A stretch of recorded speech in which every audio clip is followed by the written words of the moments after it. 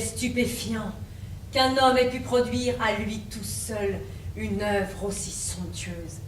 Une œuvre dont le charme agit encore et toujours. Mais c'est précisément ça, la marque du génie. Ah, très chère Madame Dudédin, vous êtes encore en vie? Se pourrait-il que Dédain meure, tant qu'elle a pour se nourrir un aliment qui lui convient aussi bien que le Seigneur Bénédicte? Courtoisie elle-même se change par force en dédain dès que vous paraissez en sa présence. Il est certain que toutes les dames m'aiment, vous seul excepté, et je voudrais du fond du cœur avoir le cœur moins dur, car en vérité, je n'en aime aucune. Rare bonheur pour les femmes. Ma très chère Cassandra, je me dois de t'informer que Mrs. Hall a accouché lundi, prématurément, d'un enfant mort-né quelques semaines avant la date, à la suite d'une frayeur qu'elle a eue. J'imagine que son regard est tombé par inadvertance sur son mari. Les femmes sont faites pour porter, et vous aussi. Je ne suis pas la rose qui vous portera, c'est moi que vous avez en vue. Pardon? Non. Oui, non, mais je sais qu'il faut que je sois beaucoup plus dans la lumière, mais ça éblouit vachement, tu vois. Puis moi, j'ai peur de tomber dans le public, quoi. Ouais, enfin... ouais, tu vois, Peter, on se prend quand même là 2000 watts hein, dans la figure, donc c'est pas... Ouais, attends. Ok. Je prends mon carnet pour noter. Moi aussi. Ça m'est arrivé hier, dans la journée.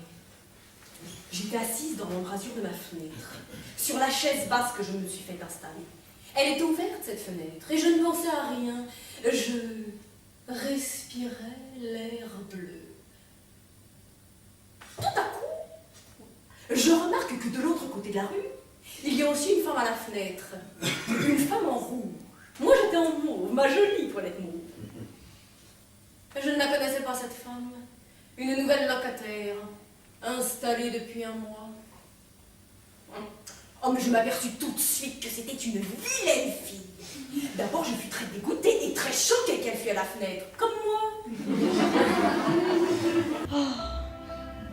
Oh, j'attends ce bal avec une grande impatience, car je suis presque sûre que mon ami me fera sa demande au cours de la soirée. Et je la refuserai, bien entendu. Je suis très surpris, non. Je suis très fâchée d'apprendre qu'il y a eu, dans mon attitude la nuit dernière, quelque chose qui n'a pas eu votre approbation. Et quoique tout à fait incapable de découvrir à propos de quoi j'ai été assez malheureux pour vous offenser, je vous en demande pardon en vous adjurant que ce fut tout à fait involontaire de ma part.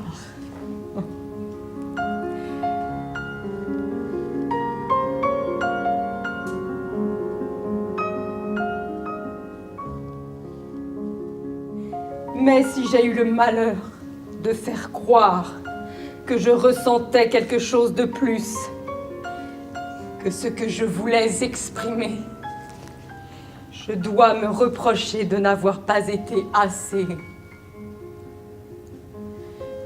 retenue dans l'expression de cette estime.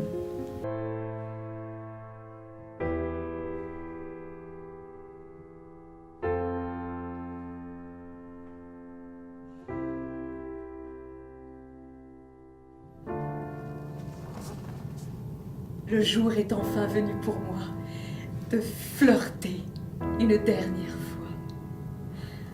Oh, si tu avais entendu sa voix à ce moment-là, si tu avais vu son regard, quand il m'a dit qu'il pourrait se passer plusieurs semaines avant que nous puissions nous revoir, son désespoir.